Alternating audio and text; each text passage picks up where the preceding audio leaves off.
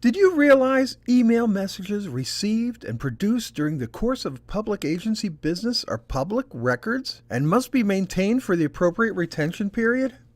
It's also important to note that unless they fall under one of the exemptions for government records listed in OPRA, also known as the Open Public Records Act, they must be made accessible to the public upon request.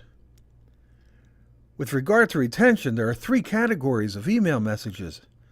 There are transient, temporary, and permanent email messages. Let's take a look at each one. Transient email includes notes about telephone calls and meeting schedules, drafts, out of office, other routine forms of acknowledgments, copies of mass distributions like payroll and timekeeping reminders. Transient records are retained until they no longer have administrative value and then can be deleted.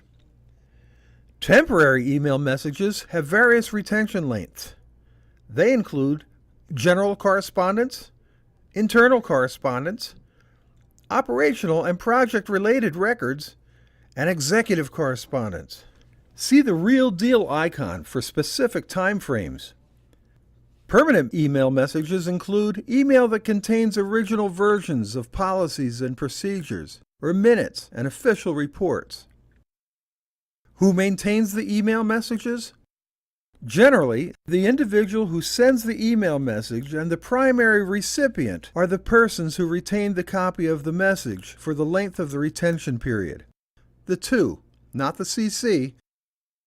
Remember, prompt deletion of duplicate copies of email messages make the system easier to manage and reduces disk space. Let's talk a little more about storing email.